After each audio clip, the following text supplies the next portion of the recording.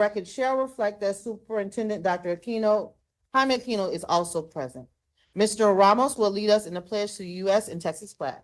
Be ready to see Joyce. The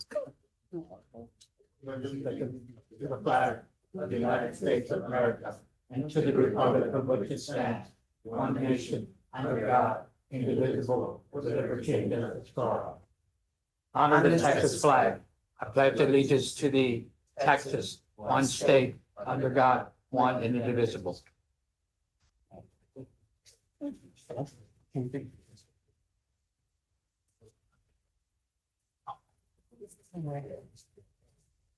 The next item is citizens' presentation, and this item has a time limit of 60 minutes maximum.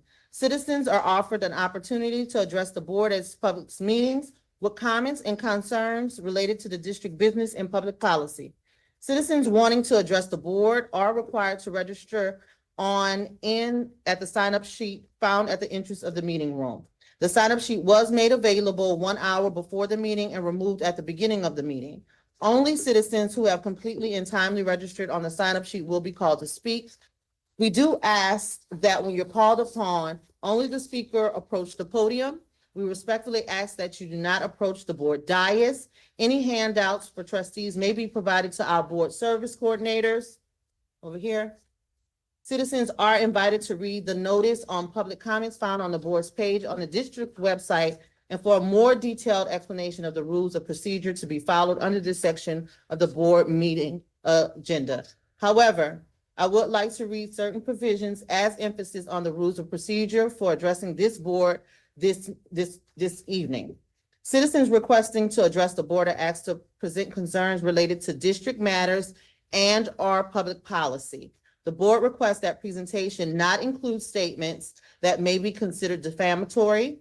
The board further requests that citizens not mention student names unless the student is a child of the citizen. Each individual signed up to speak will be given a maximum of 3 minutes to address the board, as an individual's time may not be relinquished to another speaker. Depending on the number of citizens signed up to speak, in the interest of time, to give all citizens an opportunity to speak, and by the authority granted in me by law and board policy, I may consolidate statements addressing matters that are similar in topic and that are not listed as items on the posted agenda. If more than 60 people are signed up to speak this meeting, which they're not, I will allot the time for this item for the following district board policy local. Priority will be given to those individuals who are signed up to speak on items posted on the agenda. All other individuals will be called to speak if time permits. I will divide the number of individuals signed up to speak by the 60 minutes allotted for this agenda items. All individuals signed up to speak on an item or items on the posted agenda will be given at least 1 minute to speak. I will now call up those individuals who have signed up to speak. All right, and first we have Esmeralda Rodriguez. Following Esmeralda, we have Henrietta LaGrange.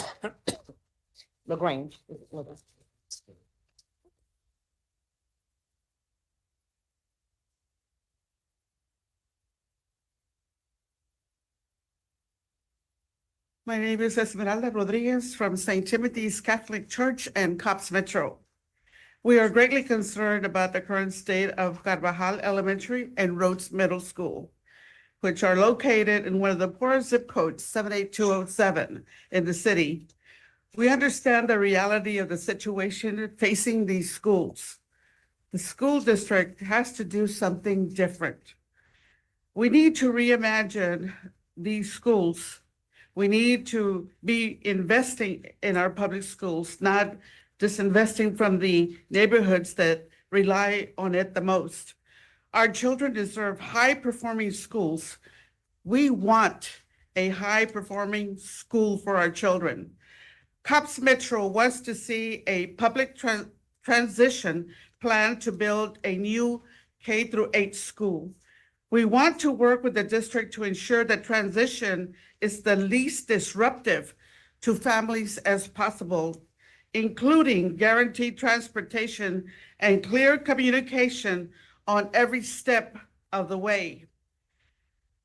The option will take care of Carvajal Elementary and Rhodes Middle School, which are both facing similar challenges.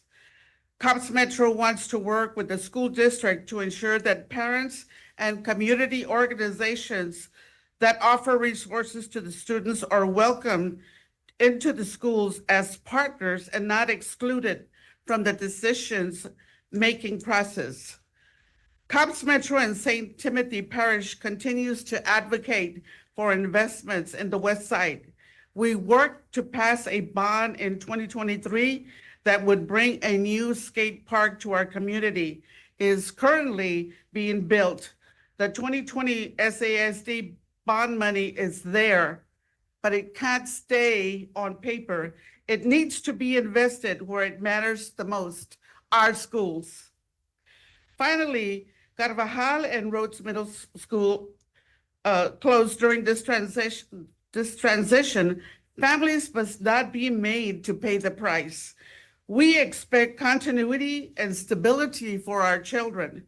That means that every effort for students to remain with our current teachers whenever possible, and guaranteeing that children displaced by the closure will have first priority to return to the new K-8 school. Thank you. Thank you. Ms. Henrietta? Following Ms. Henrietta, we have Noah Lippman. My name is Henrietta LaGrange, proud member of LULAC, raised in the West Side Lanier High School. The reason I'm here is to make this board aware of closing Carvajal. It's close to my heart because I know many people that went there and Rhodes. So I think that this board suffers from lackadaisical syndrome. And if I can explain it with one word, is being lazy. Look it up, lackadaisical. It says lack of vigor, lack of interest. This is not good. If you all need help, why don't you reach out for the community? We can go out there and find out why the child is not going. These charter schools are not the best schools. What you're doing is you're taking yourself out of a job, especially the ones that are paid. You know, we want good teachers. My son is an excellent teacher. Brackenridge High School. I'm gonna age myself. It's been there more than 25 years, okay? And I'm proud of my son because he was educated in SAISD, and we still need to continue educating children. We're closing schools. Who's gonna be left? None of you. Look at that. Reach out to us. There's a lot of people that want to go out there and help. I love your look, Christina. You look beautiful. And I'm proud of you. Dr. Michael Villarreal. Oh my God, that's a blessing. And Art, always great. Stephanie, go girl. Proud of you. Let's wake up.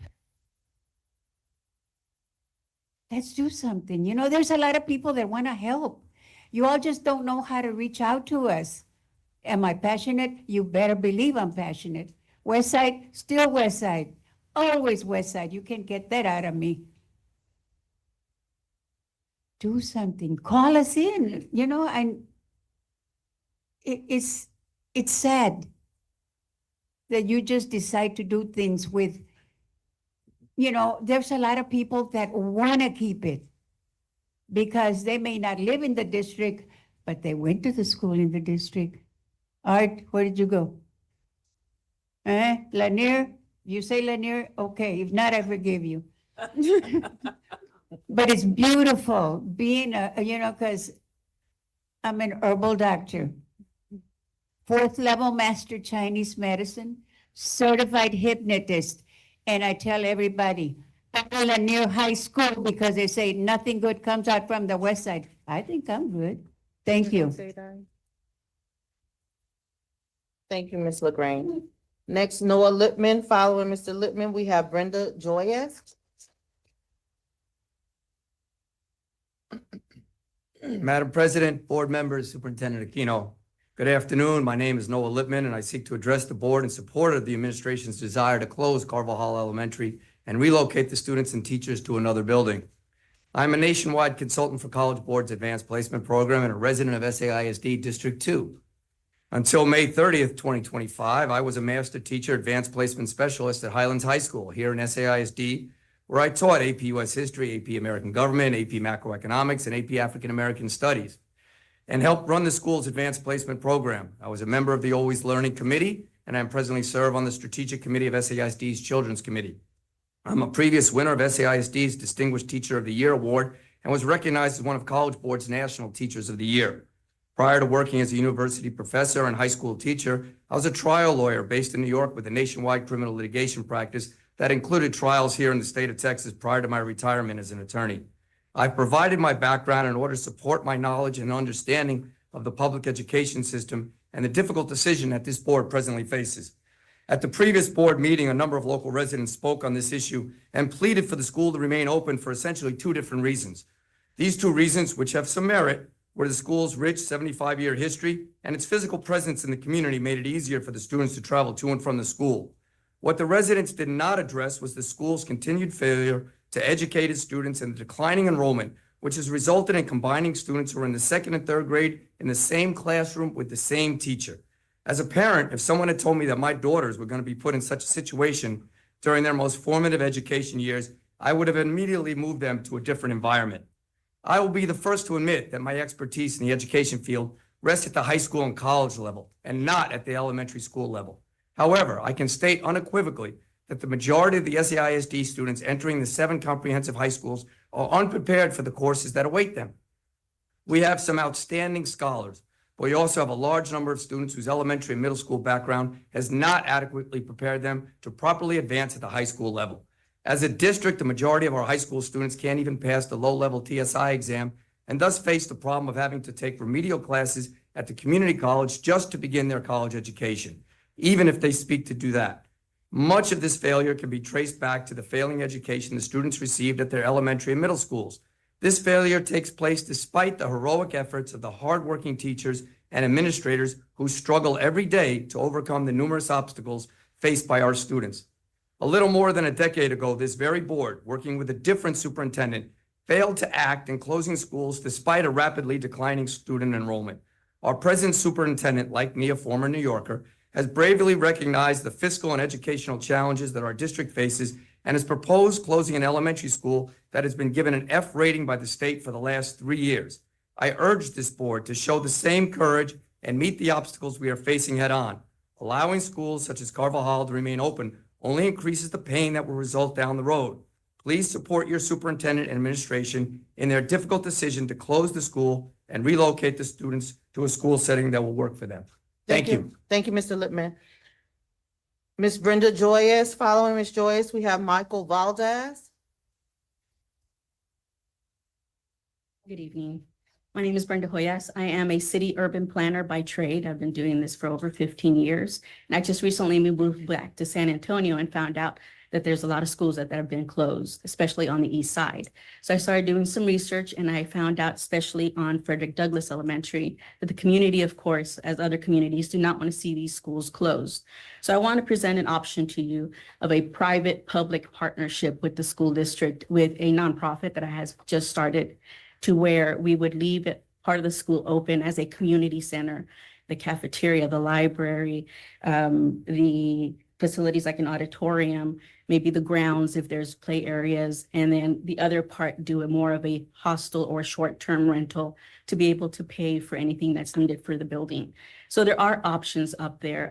My background has been in helping to activate parks, activate open spaces that have been dead in the area, and then bringing and repurposing new buildings back to life from something that has been from the 18 and 1900s. So I'm open to coming and speaking with you all even more further on more specific information on some of these schools, and maybe starting a public and private partnership with the school district to be able to keep a lot of these schools open for the community. Thank you. Thank you, Ms. Hoyes. Next, we have Michael Valdez. Following Mr. Valdez, we have Agaput. I hate to mess up your name. Agapita Harmelo. Her name is Agapita Jaramillo. Agapita, okay. Close. Thank you. Good morning. Good evening, President Sebastian, members of the board, and Dr. Aquino. I just want to speak today about why many of us are upset and confused about the proposed closure of Carvajal. We are being told that this school must close because of the accountability rating and the enrollment, but this campus has been struggling for 3 years. And the question that has not been answered is, well, what meaningful intervention did not happen in year one? Since my 4th grade cousin has been at the school, this is his 3rd principal this school year. And the accountability standards did not suddenly appear. The district knew the risks and knows the data, and it's still allowed to know, and that still allows the problem to continue. We're being told that split classrooms were a major reason for the F. If that's true, then that is something that should have ended the first year. Split classrooms should not have been allowed to continue for 3 years in a row. That was not caused by the state. That was a local decision and should have been corrected immediately. We are also told enrollment is low. Enrollment does not drop for no reason. Families leave when the programs are unstable. The school changed from an early childhood to a dual language, and low enrollment is not the cause here. It's the result of the decision that's been allowed to go year after year. Many have expressed concerns about zoning changes as also part of the problem, but zoning does not explain why families are being displaced, especially from a neighborhood school. And we're told that they cannot attend the closest campus because it's a 1882 program. And what makes it even harder to understand is that Carvajal has more students than Rodriguez, yet Carvajal is being targeted for closure while Rodriguez remains open. If the enrollment was truly a driving factor, this decision does not make sense. And right next to Carvajal is the Montessori campus. And the Montessori programs also serve multi-age students that are also split classrooms. Also wanted to address we were being told at the school that by the district that the school is at its 3rd year in the F-rated status, and that's why it needs to close. But the state won't take you over after 3 years. The state takes you over after 5 consecutive years. So that's also hard to understand. And it was very disappointing when we were at the community meeting and the district administration told the community, told the students, and told everyone at the meeting that the school's projected to fail, have an F this year because of the student scores. That was a very disappointing. Thank you for letting me speak. Thank you, Mr. Valdez. Agapita? Am I saying that correct? Okay, thank you.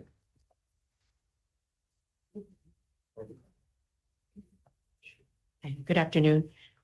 My name is Agapita Jaramillo. Good afternoon, board president and board member, superintendent, and I district Samir. I am disappointed to hear that failure is being projected. I do not want to see Carvajal close, but also understand the reality of the situation. It is unacceptable that parents can't get into the school. The school needs to look for partners. It's unacceptable that the school is saying we can't let anyone in because we're going to close anyway. There are many parents that want to be part of the solution if you let us. Families have had to search for their own help. Please consider a transition plan to build a new K-8 high school, high performing school. Let's ensure that there is the least amount of disruption as possible during the transition. Solutions exist if we are willing to think outside the box. Carvajal needs to be reimagined with the community, not for the community to invest in leadership stability. Partner with families. Students deserve a quality education. Remember your beliefs and commitments and the theory of actions of SAISD. And I know that it is an F-rated campus, but I feel that we should work on making this campus a better campus instead of closing it down, because it is going to impact the community, and there is a lot of hardships in that particular community. You know, a lot of those families don't have the method of transporting their children to other campuses. And, you know, there is that 2-mile rule, you know, but just think of this. Remember the slogan, and this is a very important slogan: children come first. Thank you so much. Thank you, ma'am. Next, we have Melody Herrera. Following Melody, our final speaker will be Alejandro.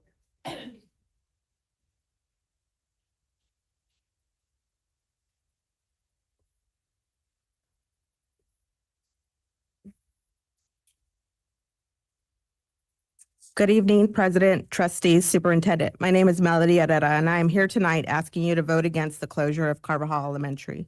After attending last Thursday's community meeting, it is very clear to me that this recommendation feels rushed and reactive, and that it will create serious barriers for families, students, and community partners who rely on Carvajal as more than just a school. Nonprofits such as Good Samaritan Center, Boys and Girls Club, YWCA work directly with Carvajal families. Closing this campus disrupts not only education, but vital support systems that parents and children depend on. I understand that there is a fear of a state takeover if Carvajal receives another F rating. However, fear should not be the driving force behind a decision of this magnitude. Closing a school because it might fail again does not address the root causes of why it struggled in the first place. Important questions should have been asked much earlier, and a clear plan should have been implemented to support teachers, students, and families. After 3 reported F ratings, why has there not been stability in campus leadership? Why has Carvajal experienced ongoing changes in principles and direction? From the outside, it feels like the school was set up to fail, not supported to succeed. What is most disappointing to hear is that the failure is now being projected. If the district can predict poor outcomes, then why weren't parents proactively contacted about MAP scores and STAR scores and given resources and concrete ways to support their children at home? Families like mine have had to search for help on our own. We enrolled my nephew in UTSA's Readers Club and other tutoring programs because we knew he needed additional support. Why is the burden falling entirely on parents? We were also promised improvements to Carvajal through the bond funding. Just back in April, during a bond update, there was no mention of closing the school. Now suddenly we are asked for feedback on why the district should choose not to invest in Carvajal while simultaneously proposing a state-of-the-art middle school.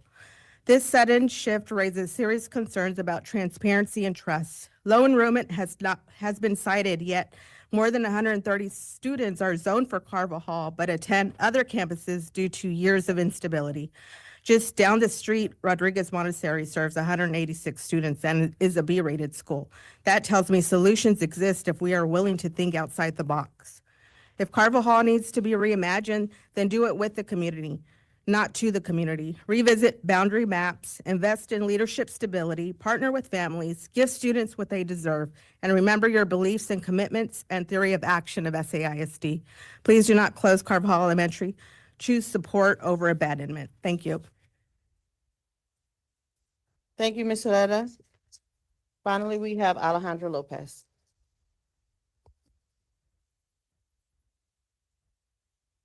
Good evening, President Sebastian, Superintendent Aquino, and members of the board. My name is Alejandra Lopez, and I'm proud to serve as the president of the San Antonio Alliance of Teachers and Support Personnel. I'm speaking today because later this evening, you will be discussing the potential closure of Carvajal Elementary. I know that each of you do not take the closure of a school lightly, and at last month's board meeting, when the proposal to close Carvajal was presented, several of you brought up important and valid concerns that I hope you've had ample time to dig into and consider, especially those concerns that center the need for equity and increased investments in working class communities of the West Side. I understand that district leadership's rationale for proposing the closure of Carvajal is based on several factors, including academic performance and the potential for state takeover. While we recognize the difficult position of district leadership is in, and while none of us want a situation that facilitates TEA taking over our district, I hope that we can all recognize that Carvajal should not be in this position to begin with. Many are asking, where was the support that Carvajal needed 1, 2, even 3 years ago? As someone who worked at a campus that was rated improvement needed for consecutive years, I can say that what is needed the most at a campus such as Carvajal is additional support and targeted resources. Currently, the district has a model that identifies priority campuses and assesses those campuses to see what additional support and resources they need. However, for the Carvajal community, it seems that it is too little too late. Additionally, I want to highlight an area that can definitely be improved upon moving forward, and that is the community and communication process. The district set the bar high during the right-sizing process, outlining the context, the process, and timeline clearly at the onset, which helps schools' community grapple with the situation and provide thoughtful feedback. It's clear that unfortunately that did not happen in the case of Carvajal. It is this lack of care and respect that have left many teachers and staff members feeling frustrated and overwhelmed at a time when they should be able to focus solely on their students. Regardless, our union is ready to support no matter the outcome of this evening's meetings. While we're proud to be in a district where one of our guardrails is that we will embrace the community, it's also so important to recognize when you miss the mark and commit to doing better. Thank you. All right, thank you all for your comments. We appreciate and look forward to hearing from all citizens who have an interest in the district and who come forward to express their opinions and concerns. We will move over to the posted agenda. We have item 1, under governance, 2A, supporting excellent schools in every neighborhood, interim progress monitoring goals for goal number 1 and goal number 2. And our presenters are Dr. Sean Burr and Teresa Arabasto.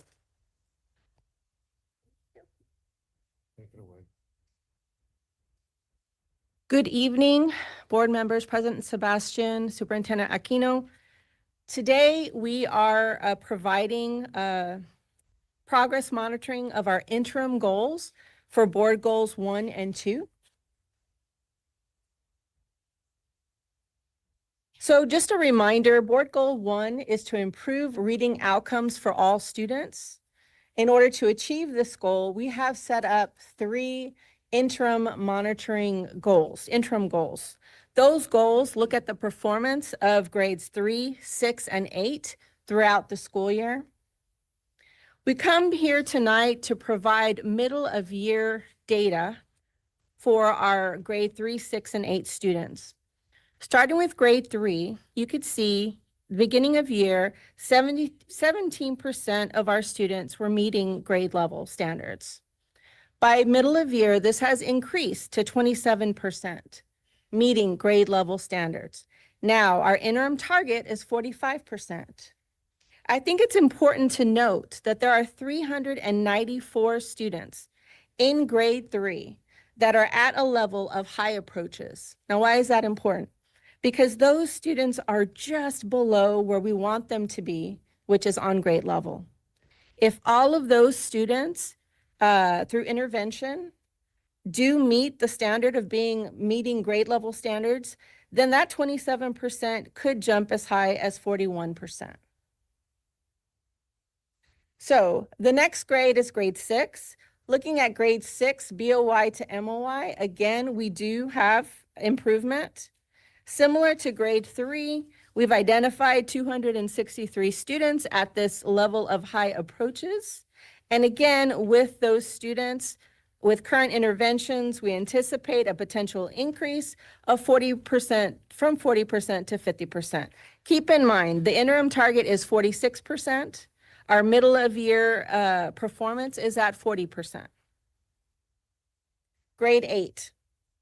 Looking at performance of grade 8 students, again, improvement from BOY to MOY. We went from 38% of students meeting grade level standards to 42%. Our interim target is 48%. Now I want to stop real quick right here and just acknowledge that being the first year of implementing iReady, this is a baseline year. Until we realize or understand how iReady assesses our students we are going to continue to look at this data to make sure that our target setting is appropriate. So looking at the same data, but looking at it in terms of tier 1, tier 2, and tier 3, tier 2 being 1 grade level below, and then tier 3 is broken up into 2 grade levels below and 3 grade levels below. 54% of our grade 8 students are 3 or more grade levels below where they should be. In grade 6, it's 45%, and grade 3, it's 17%. Looking at our performance compared to the national norm, Council of Great City Schools, I also have the information for Texas overall. When you're looking at district performance, you could see it's similar to Council of Great City Schools. The state of Texas is exactly equal in performance for the percentages in terms of the percent of students on grade level. The district falls slightly below that. Now, looking at English compared to Spanish, you see significant differences. Our students performing in Spanish performed much better than students in English. You can see comparing BOY to MOY, a significant increase in students on grade level when they were tested in Spanish. And then it would just be important to note a couple of things about this assessment.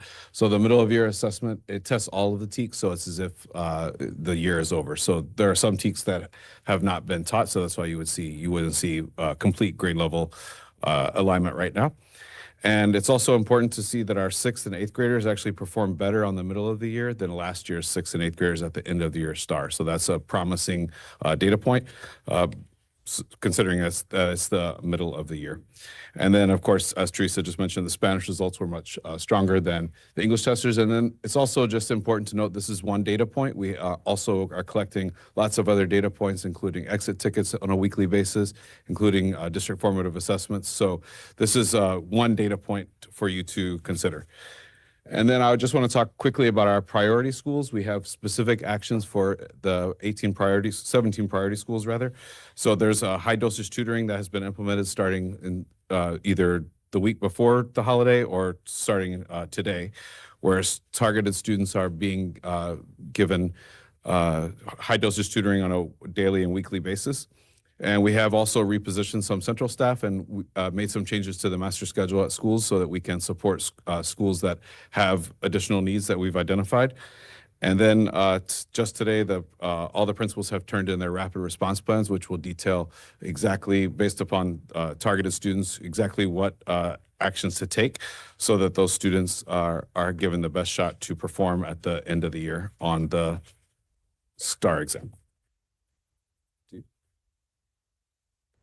So Sean mentioned something very important, and I forgot to mention it earlier, and that is when it comes to predicting the STAR test, iReady currently does not have predictions for Spanish. So when you're looking at our results, it's going to look better once you include the Spanish testers and how they would perform on STAR. But right now, iReady does not provide a STAR projection for Spanish. They will next year. So I just wanted to note that.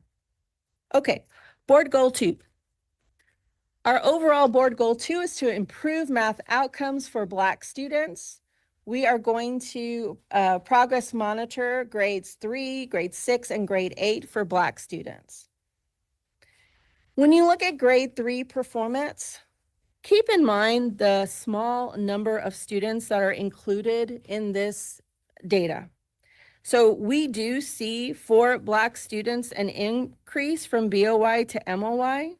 We also know that there's 17 additional students at very high approaches that could change the 8% to the 17%. But I cannot stress enough that the numbers are very, very small. We actually provided this data for both Goal 1 and Goal 2 by campus in your appendix. Just keep in mind that the numbers are very, very small.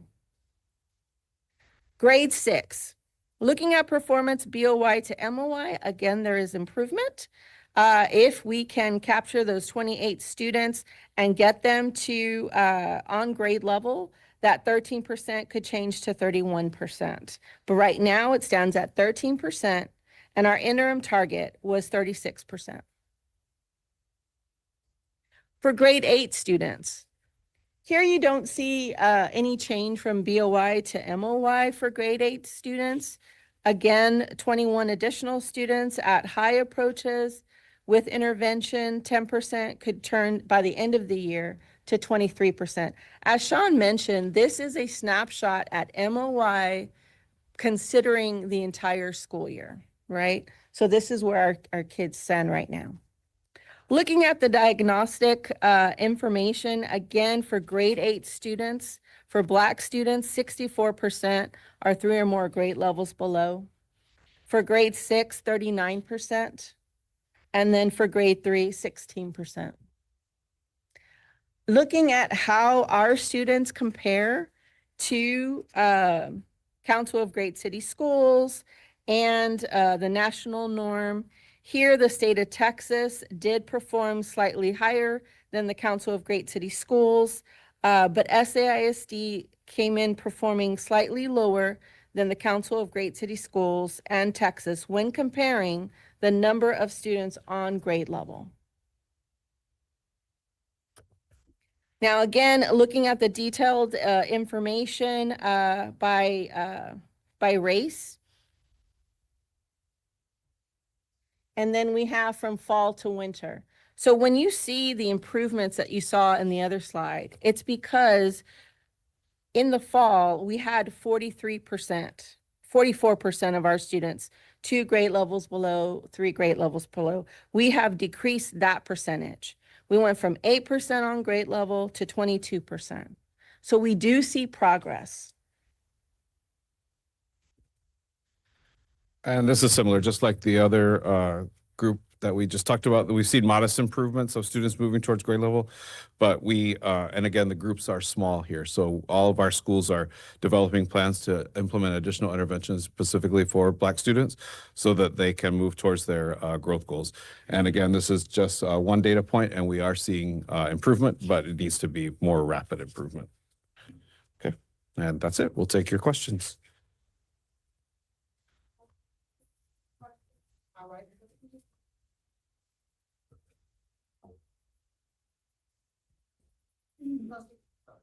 Trustee Ramos? During the slide, it says you are doing the heavy doses of tutoring. Right. My question is, why do we have to wait for so long? Mhm. I feel like, this is in a couple of months. Yeah. That we wait so long. Being more proactive, that we make people stress out, whether it's the students, the teachers, the staff. We're trying to crunch last minute. So my thought is how can we be more proactive? Because I kind of feel, at the beginning of the school year, teachers tend to know who's has a little more help, needs more help, or can struggle. So how can we be more proactive, and why do we essentially wait so long? No, tutoring has been going on all school year. This is just an additional intervention for students that are still not performing. And these are targeted students. These are students that are close to their growth goals. So this will help put them over the edge for the test. But tutoring has been going on all school year. This is just very focused. Trustee Valdez? Thank you for the presentation. My question is this: is it harder for students now during the middle of the year assessment on the START test, where students now have to have more reading comprehension and writing now into the START test as before, where it was multiple choices? Is it very harder now? Yeah, the test is significantly more challenging now. And under the STAR redesign a couple of years ago, the state has a goal to make the assessment look like what is happening in the classroom. So you really can't teach testing tips and tricks like you used to be able to. You really students have to be able to perform on grade level to really get to pass the test. So it is much more difficult than it has been in the past, for sure. Okay, thank you. Thank you, Trustee Valdez. Any additional questions to my left? Trustee Villarreal? So I read, first of all, thank you for pulling together all of this information. It's a lot of work and analysis. I also want to thank you for breaking down the results by school. And because this is how we can learn from ourselves, like where are we really excelling? What can we learn from those schools? Where are their hotspots? What do we need to do to intervene? It helps us as board members to understand the lay of the land when it's broken out school by school. So thank you for that. iReady is a new exam. And we don't have a history of tracking it to predict performance on the STAR. But other schools have been using iReady. Do you know if the provider of this test has information on how predictive it is? Yeah. And Yeah, so what is it? there's a linking study. You want to? Yeah. There's a linking study. Yeah, absolutely. One of the reasons why we went with iReady is because of the extensive amount of research that they have done in linking the iReady to as a predictor for STAR. So that was one of the reasons why we chose iReady. In terms of the percentage, I was trying to remember, but I can get that to you. Do you think it's more, maybe you came upon this when you were reviewing MAP versus iReady. Did you find it to be more predictive than the MAP? I can't tell you that yet. So let's see how our results come out this spring to really, so what we know now is what iReady tells us about their research on how it is linked to STAR. And they have extensive research that tells us this. What we don't have, and the reason why everything on here says baseline, is we don't know how it performs in SAISD. So until we have at least 1 or even 2 years, then we will feel more confident in its predictability within our district. So at that state, with that statement, then it is, while we hope that this is predictive, or that our kids are going to do better than what it's suggesting, it's safe to say we don't know. And our kids could actually be doing worse than what it is telling us, as much as it could be, they could be doing better. Because I just want to, Sure.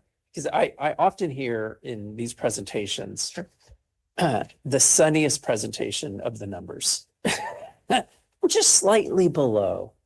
We're almost just like them. I understand the tendency to do that, but it's just important to be honest and like we really don't know.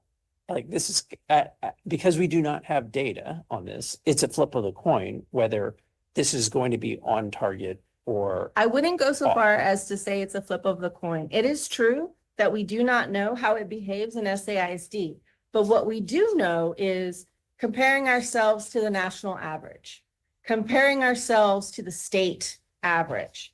So we feel very confident when we provide data to you that says, this is how we're doing compared to national norms or compared to the Council of Great City Schools Well, or Texas. You suggest that we are similar to the metric of great city schools on a reading. Mhm. I look at these numbers. I do not think we're similar. There is a larger percentage that are 2 to 3 grade levels below. There is a much smaller percentage that is on track on being grade level. The middle yellow bars are similar, 31 versus 32, but those extreme points at grade level and higher and below grade level by 2 or 3 grades are very different. You are correct. And so I Keep in mind, though, it does not include Spanish. It does not include Spanish in these statistics, right? Okay. Which is the percent, I'm sorry, how much of a percentage is Spanish? It's a significant number of our students in grades 3. It's a meaningful number. Yeah, In the lower grades. yes. In the lower grades. Look, this is hard work. Thank you for pulling it all together. I just want to share with, because I'm in the I like reading the footprint, the footnotes and the details. But when you present to the board saying that they're similar, like it's better to just tell us what the data says and not sugarcoat it. Understood. And one thing I would say, Dr. Villarreal, usually we're actually more conservative. Since I've been here, always are mid the year, we outperform on the STAR The test final, and the final. Usually that has been our pattern. Yeah, that's great. but you're absolutely right. We are below the Council of Gray City School, and there is some strong research on the English. They have data, not from us, but from other districts, including Dallas and other. But yes, but it's a good caution. Yeah. And I also just want to say that at the same time, I don't want us to be obsessing about test I know. scores. What I think, like, about learning. yeah, and our teachers happy, our students happy, is the school climate, all of that really matters. But we unfortunately live within this Texas accountability system, and we are subject to being taken over if we don't hit their marks. But with that said, like as the adults in the room, like our job should be to try to manage the pressure and not let it seep down and steal the joy from our kids. Thank you, Madam Chair, for the time. Absolutely. Thank you, trustee Villarreal. Any additional questions, trustee Garza? I was just curious, why some of the schools aren't on this appendix. Some of the schools are missing, Which, I'm sorry. Burbank, Jefferson, Fox Tech. Oh, they didn't take the IREC. Those schools did not do this? No, because they have the high schools could take the end of course or semester exam for their predictability. So they didn't have to take. So do we? Because have I already any- predicts grades 3 through 8, not end of course. Is there any other indicator from those schools on the goals? What data are we using for how they're BOI, MOI data? There's a combination. There are district assessments that we look at. We also have the December end of course for our retesters that we monitor. Yeah. And yes, that's true. Madam Chair. Yes. On this topic, so the reason why we see some high schools on this list is because those students are taking a lower level exam. Because there are some high schools Yeah, here. they're taking- Right. It's optional for high schools to do it because they take end of course exams, but ninth graders, if they have had trouble in the past, we ask them to take it, but it's a different assessment for end of course. And there's also different metrics tied to end of course that are tied to graduation. So there's different level of motivation in our high schools for students to pass And their we're using it end of for course exam. intervention, Yeah. right? We're using it for intervention. It's just because I saw like Highlands with 322 test takers and Edison only 66. Or Lanier, no, I guess, yeah, that kind of stood out, just how some schools' numbers were super low in terms of. Because it's optional. It's option. So some high schools are. Yeah. Make more kids take it. So if that's the case, then why is that information beneficial to this? If it's optional? Because it's not giving us a full sample to be able to really get a good read from, correct? Yeah, this is really just a report of everybody who tested, Okay, right? so So this is everybody just who extra. tested is Okay. provided here. We didn't want to leave anybody I out, see. but I totally understand. It's hard to gauge when not all the schools are on here. Mhm. So- And also part of that, remember that the 3 interim goals are 3, 6, and 8, Not high school. that not high school. So, okay, so I think I would suggest that when we're reading this, then we keep it right, because now it's gonna raise other Yeah. questions, why they're in Yeah. here and what, You know, so if we can keep it, Yeah, the data specific to those grades, then that'll be helpful. And then if on other reports, yeah. So what we do, because I think we got guidance from the board, is on the body of the presentation is only referring to the grades of the goals. Anything in the appendix includes everybody, because we heard that you wanted to see so that's why we put them as the appendix. We tried to separate it. I see. Okay, Yeah. so that's in the appendix. And the appendix, yes. All right, so we need Is it- to really focus on. Yeah. Madam Chair? Okay, trustee Villarreal, you have one more? Yeah, on the same topic. Yeah. So is it more of a reflection of this sending school? Like the students in ninth grade at one of these high schools that is 3 levels below grade level.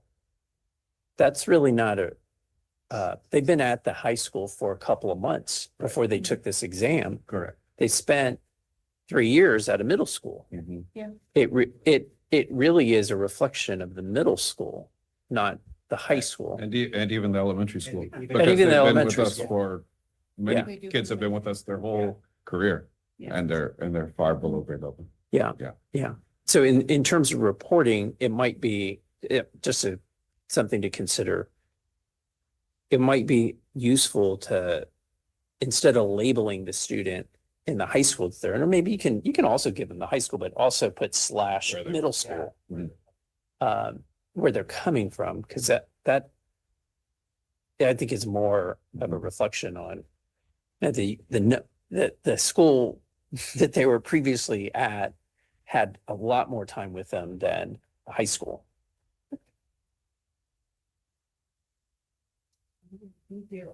Before we move on, I do have a question about the exit tickets with the universal curriculum. Are we seeing any of this, or is this where we're pulling this information from? How are the teachers now using it to pivot? Because we did hear a lot in comments of, questions about preventative measures, the way we won't find ourselves trying to figure out how to dig ourselves out of these challenges with academics. What are we seeing and hearing from? Yes, so those? we pull that data every week. They take an exit ticket and it really measures where they are in the curriculum. And so what they use that for is like if this week, I'll just say an example. If they're teaching fractions this week and the school notices that the passage rate is low, then they're going to use that data in their PLCs to go back and reteach those TEKs. That's how we plan for intervention. So we have a calendar. We know the TEKs based upon this data. And like I said, we have other data points. That's the data point I'm talking about. Exit tickets.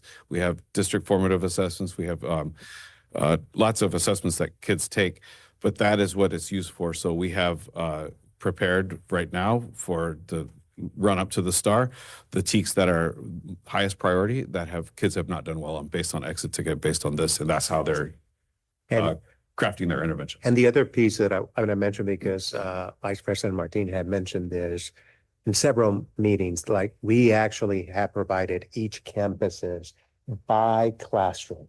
Like we know that this is the performance by classroom, and we have identified, Teresa has put, these are the teachers that we need to provide additional support because they're way below the average compared to their peers. So we have that level of granularity in our data.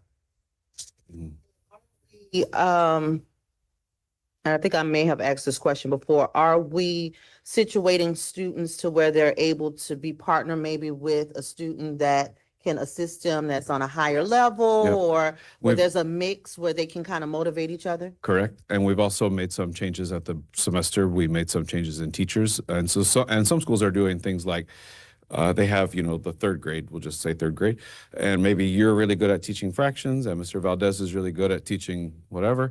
So they're going to, even if they're not your students, you're going to see those students for intervention to teach fractions, and Mr. Valdez is going to see them to teach his proportion or whatever. So they're creating flexible groups at schools so that they can maximize the teachers' expertise. Thank you for the questions. If there's no further questions, we'll move on to item 2B. We have been made aware from council that it would be best for us to get legal consult before we we listen to the presentation on this item. So I am going to usher us into closed session. The time is now 6:30. The date is Monday, January 12th, 2026.